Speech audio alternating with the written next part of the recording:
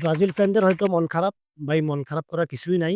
যেটা নেইমারের সাথে অ্যাজ ইউজুয়াল হয়ে থাকে সেটাই হইছে যে ও ইনজুরির কারণেই আপনার ন্যাশনাল টিমে ব্যাক করতে পারে নাই। এটা আমাদের হয়তো একটু মন খারাপ। তারপরও পজিটিভ জিনিস কিছু আছে। আপনার সেটা হচ্ছে নতুন যারা প্লেয়াররা ভালো করতেছে, রিসেন্ট টাইমে যারা ভালো ফর্মে আছে, তারাও সুযোগটা পাইছে।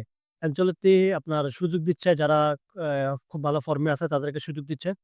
আমার মনে হয় এই জিনিসটা যত তাড়াতাড়ি গুছায় নেওয়া যায় ততই ভালো। আপনার ন্যাশনাল টিমের যে একটা টিমের বন্ডিং এর ব্যাপার আছে, একসাথে খেলার একটা ব্যাপার আছে। যেহেতু ন্যাশনাল টিমের আহামরি খেলা একসাথে হয় না। মানে অনেকদিন গ্যাপ দিয়ে আসলে ম্যাচগুলা হয়। সো বন্ডিং এর একটা ব্যাপার আছে। আনচেলত্তি যত তাড়াতাড়ি টিমটা গুছাইতে পারবে ততই ব্রাজিল টিমের জন্য ভালো। তো যারা নতুন চান্স পাইছে তারা অবশ্যই ওয়েট করতেছিল ন্যাশনাল টিমের কখন খেলবে, কখন ব্রাজিল টিমকে রিপ্রেজেন্ট করবে। তো আমার মনে হয় ওদের জন্য খুব ভালো একটা সুযোগ আসছে এখন।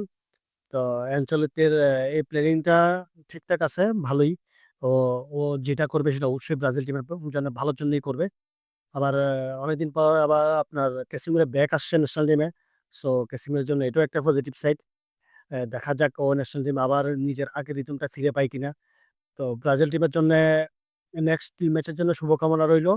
কেমন করে দেখা যাক নতুন প্লেয়াররা কেমন পারফরম্যান্স করতে পারে সেটাও দেখার বিষয় আছে। তো মানে আপনার যদি বেশি মন খারাপ থাকতে পারে ভাই, আপনি জানাইতে পারেন কেন মন খারাপ হচ্ছে? কোন প্লেয়ারকে আপনি অবশ্য মিস করবেন? কোন প্লেয়ারকে আপনি আশা করছিলেন? সেটা কমেন্ট করে জানাইতে পারেন। আর ভিডিওটা একটু শেয়ার টেয়ার দিয়ে দিয়েন ভাই। পজিটিভ, নেগেটিভ অবশ্যই কমেন্টস করে জানাবেন।